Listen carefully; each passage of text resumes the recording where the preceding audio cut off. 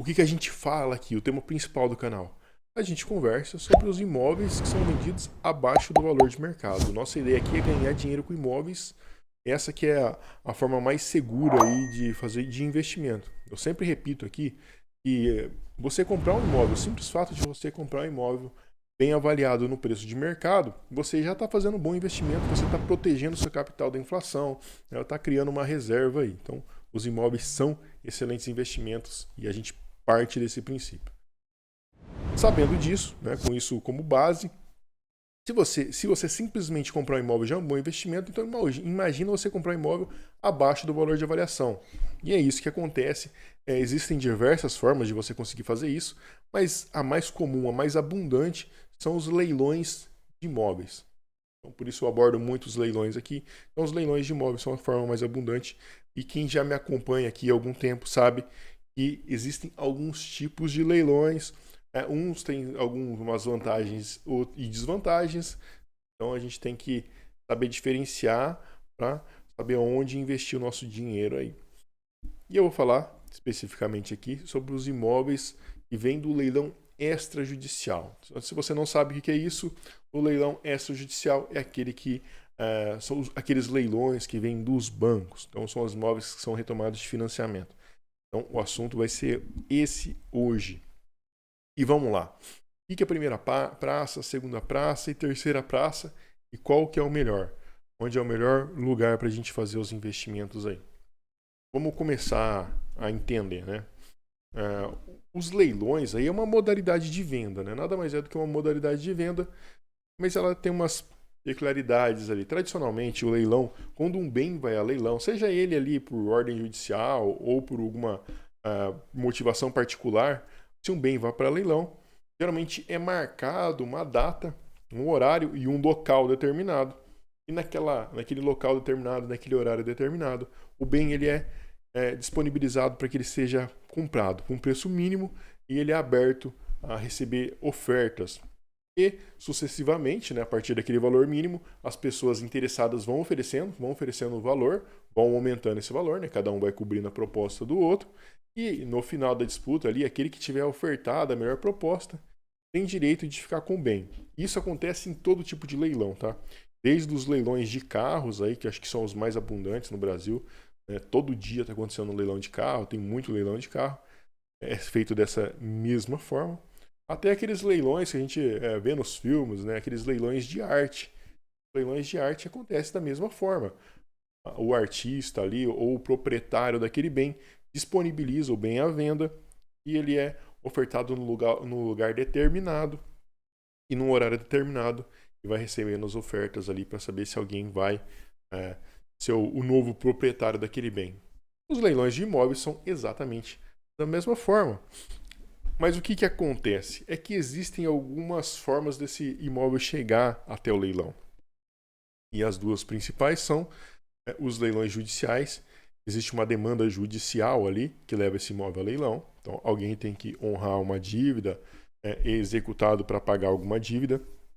Então, o juiz determina que um bem imóvel seja vendido para quitar aquela dívida. Então, esse é o leilão judicial. E ele depende de uma determinação de um juiz. E ele acontece muito, é bem comum, assim, né? Talvez seja o mais famoso deles. Porém, de um tempo para cá, a partir da lei de alienação fiduciária, ficou muito comum, né, e muito abundante a disponibilidade dos imóveis de leilão extrajudicial, que é aquele que não depende da justiça. O juiz não põe a mão nesse tipo de leilão. Esse leilão extrajudicial ele acontece geralmente por conta de inadimplência no imóvel, no financiamento imobiliário. Então a pessoa, quando vai comprar um imóvel financiado, ela deixa o próprio imóvel como garantia. E se caso tiver algum problema ali, não for honrado o pagamento, não for feito o pagamento, o banco pega a propriedade desse bem e põe no leilão. Mas isso é tudo feito de acordo com uma lei, que é a Lei de Alienação Fiduciária. Essa lei aí que determina, que rege esse tipo de leilão. Então, nessa própria lei, essa lei que a gente vai tomar por base aí, né? Essa própria lei já determina que esse bem ele tem que ser ofertado em 2 leilões, não apenas um, mas 2. Então ele vai na primeira praça. Então esse é o termo aí que é utilizado, né, de praças aí. Praça nada mais é que o leilão. Então quando vai acontecer o primeiro leilão, é a primeira praça. O segundo leilão é a segunda praça. E esses são geralmente o que acontece na maioria das vezes. Mesmo nos leilões judiciais. Nos leilões judiciais, o que acontece? O juiz determina que um avaliador, geralmente um engenheiro ou um corretor, avalie aquele bem e determine o valor de mercado dele. Então, não é o valor que ele custou para ser feito, não é o valor sentimental que a pessoa deu ao bem, é o valor de mercado. Então, o especialista ali, o avaliador, ele determina por quanto esse imóvel seria vendido no mercado normal, se ele fosse disponibilizado no mercado tradicional. Então, a partir desse valor, geralmente a primeira praça, né, o primeiro leilão, esse imóvel vai no valor de avaliação, tanto lá nos leilões judiciais quanto nos leilões extrajudiciais. Os leilões extrajudiciais, que são os leilões dos bancos, a própria lei lá de alienação fiduciária determina que esse bem seja ofertado no valor de avaliação. Então, são essas duas situações. E é assim que acontece a primeira praça. E o que acontece, né? A primeira praça, por esse bem ir a valor de avaliação, muito raramente você vai encontrar uma boa oportunidade na primeira praça. Por quê? Quando você participa de um leilão, existem alguns ônus e alguns detalhes que deixam ele desfavorável ali em comparação com um imóvel de mercado, um imóvel que você vai comprar numa imobiliária, de uma rua, de um terceiro. Vou te dar um exemplo.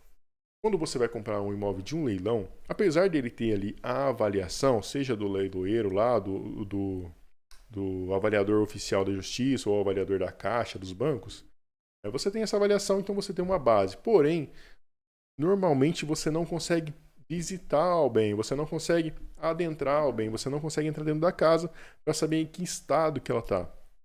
Então, isso já é uma grande desvantagem. Não dá para você comprar um imóvel no leilão a preço de mercado, sabendo que, sem saber, na verdade, se aquele imóvel precisa de uma reforma, precisa de uma pintura, se tem algum detalhe lá que você não vai gostar, algum detalhe lá que vai desvalorizar, depreciar o bem. Então, isso é um grande empecilho aí para que se compre esse imóvel no primeiro leilão, na primeira praça. Então, você não vai arriscar o seu dinheiro, comprar um negócio no valor de ele está avaliado, que ele seria vendido, sem saber o que está acontecendo ali, em que estado real ele se encontra. Mas tem mais um detalhezinho aí. Quando você participa de um leilão, existe um leiloeiro oficial ali que vai fazer essa venda. E o vendedor ali é a pessoa que vai fazer a intermediação ali, que vai fazer a negociação. E como que ocorre isso? Os leiloeiros são pessoas físicas, eles têm essa estrutura de leilão ali, e ela vai fazer essa intermediação. Ela vai pegar os bens que são ofertados a leilão e dar publicidade a eles, né? Oferecer o lugar do leilão e fazer todo esse trâmite, pegar a documentação dos interessados, fazer todo esse papel de venda. Porém, o leiloeiro é remunerado pelo comprador e não pelo vendedor. E o que acontece? O valor base aí, o valor que se usa de comissão para o leiloeiro, honorários aí para o leiloeiro, é de 5% do valor da arrematação. Então o que acontece? Se o bem está avaliado lá a R$200 mil e você compra ele na primeira praça por R$200 mil, você vai ter que pagar mais R$10 mil só a título de comissão para o leiloeiro, de honorários para o leiloeiro, para ele fazer esse trabalho de publicidade, de manutenção ali do site, tudo, né? Então ele tem que ser remunerado.